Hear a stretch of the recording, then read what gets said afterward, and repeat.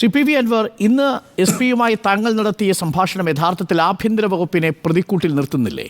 ആഭ്യന്തര വകുപ്പിൽ ഒരു നാഥനില്ലെന്നും പൊളിറ്റിക്കൽ സെക്രട്ടറിയും ADGPയും കൂടിയാണ് കാര്യങ്ങളെല്ലാം തീരുമാനിക്കുന്നതെന്നും പത്തനംതിട്ടയിലെ എസ് പി താങ്കളോട് പറയുകയാണ്.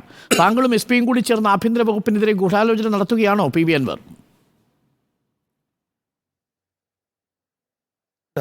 Law and order ADGP Ajith Kumar തന്നെയാണല്ലോ പോലീസിനെ നിയന്ത്രിക്കേണ്ടത്. ആ പോലീസിനെ നിയന്ത്രിക്കുക, അതിൽ വേറെ തർക്കമില്ല. അതിനാണ് അദ്ദേഹത്തെ ഏൽപ്പിച്ചിട്ടുള്ളത്. അപ്പോൾ ആ ലോ ആൻഡ് ഓർഡർ അദ്ദേഹത്തെ ഏൽപ്പിച്ച ഉത്തരവാദിത്വം അത് സത്യസന്ധമായിട്ട് അദ്ദേഹം നിർവഹിക്കുന്നില്ല. മാത്രമല്ല, അദ്ദേഹം ഏകപക്ഷീയമായിട്ടും ഈ ഗവൺമെൻറ്റിന് പ്രയാസമുണ്ടാക്കുന്ന, അതായത് ഈ ഗവൺമെൻറ്റിൻ്റെ ഏറ്റവും അടുത്ത ആൾ എന്ന് പറയുന്നു, ഗവൺമെൻറ്റിൻ്റെ ഏറ്റവും അടുത്ത ആളുകളുമായി നല്ല ബന്ധമുണ്ടെന്ന് പറയുന്നു. ഈ ഒരു വ്യക്തി എങ്ങനെയാണ് ഈ ഇടതുപക്ഷ സർക്കാരിന് സാധാരണക്കാരായ മനുഷ്യരെ ഈ ഗവൺമെൻറ്റിന് എതിരാക്കാൻ കഴിയുന്നത് എന്ന വിഷയത്തിൽ റിസർച്ച് നടത്തി ഡോക്ടറേറ്റ് എടുത്തിട്ടുള്ള വ്യക്തിയാണ്. ഇടതുപക്ഷ ഗവൺമെൻറ് രണ്ടാമതും കേരളത്തിൽ അധികാരത്തിൽ വന്നതാണ്.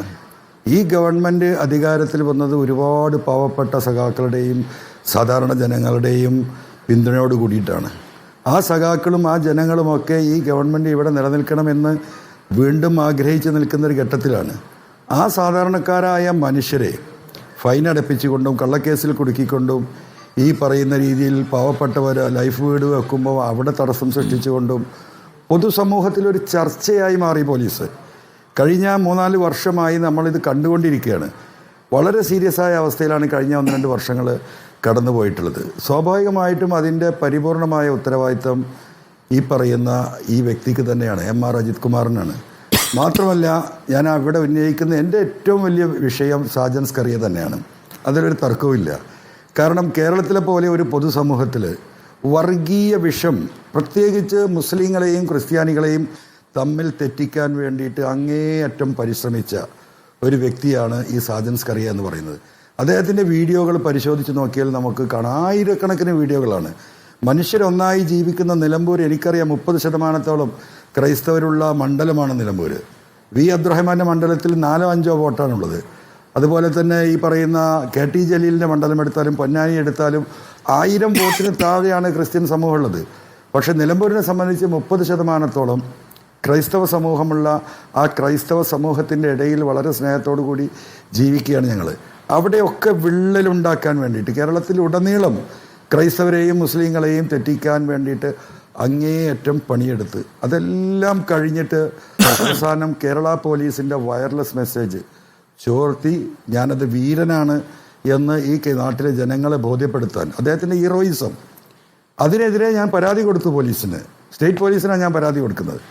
അതിൻ്റെ ഭാഗമായിട്ടുള്ള അന്വേഷണത്തിൽ വളരെ സത്യസന്ധമായി പറയുകയാണെങ്കിൽ ഈ MR അജിത് കുമാർ തന്നെയാണ് ഈ സാജൻ സ്കറിയയെ സഹായിച്ചിട്ടുള്ളത്.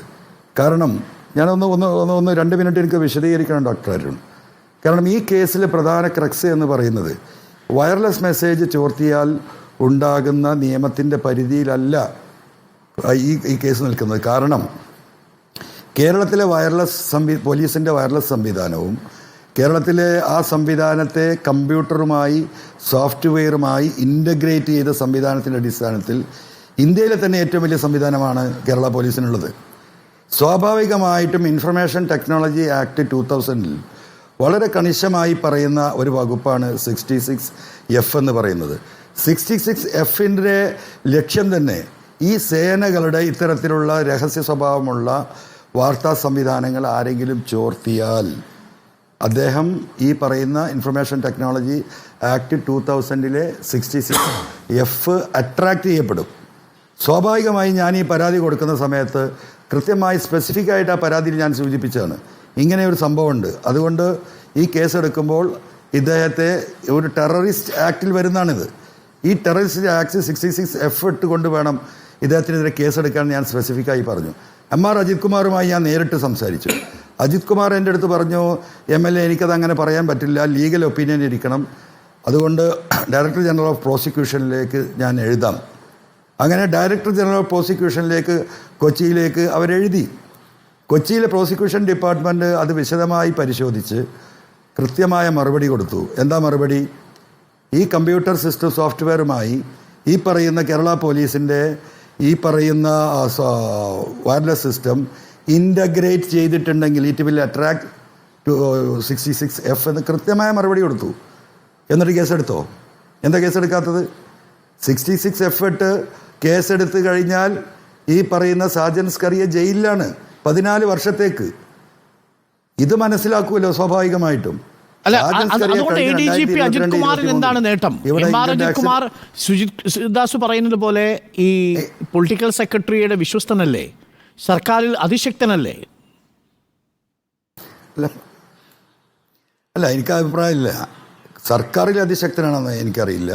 പക്ഷേ അജിത് കുമാർ അതിൽ കാശുണ്ടാക്കി കേരളത്തിലെയും മുഴുവൻ ജനങ്ങളെയും വിറ്റുകൊണ്ട് ഈ പറയുന്ന ബഹുമാനപ്പെട്ട മുഖ്യമന്ത്രിയെ, ബഹുമാനപ്പെട്ട മരിച്ചുപോയ കോടിയേരി സഖാവിനെ, പാർട്ടി സെക്രട്ടറിമാരെ, ഇവിടെയുള്ള മന്ത്രിമാരെ, ഈ സമൂഹത്തിലെ ഉന്നതരായ മുഴുവൻ ആളുകളെയും ഈ കോലത്തിലാക്കിയ ഒരു വ്യക്തിയിൽ നിന്ന്, അവസാനം രാജ്യദ്രോഹ കുറ്റമായ സേനയുടെ മെസ്സേജുകൾ ചോർത്തിയ വ്യക്തിയിൽ നിന്ന് കോടിക്കണക്കിന് രൂപ അഴിമതി കൈക്കൂലി വാങ്ങാൻ ഈ പറയുന്ന അജിത് കുമാറിന് ശേഷിയുണ്ടെങ്കിൽ ഇതൊരു ആരോപണം മാത്രമല്ലേ, താങ്കൾ വളരെ ഗുരുതരമായ ആരോപണമാണ് നടത്തുന്നത്.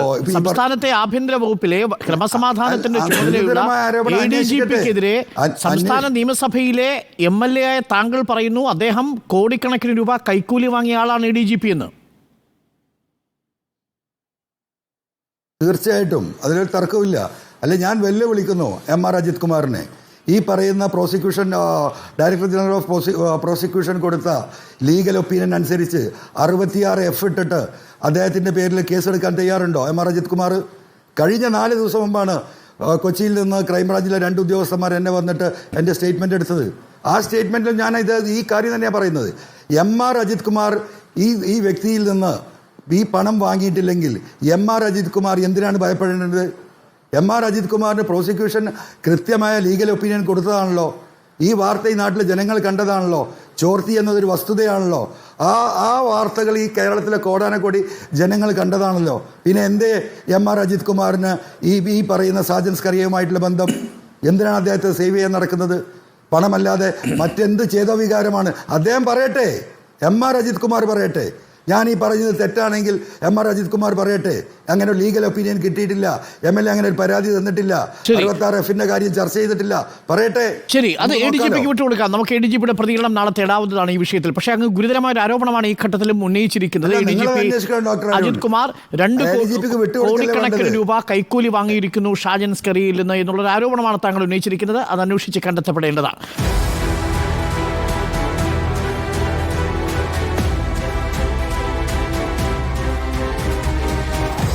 Debate with Arun Kumar.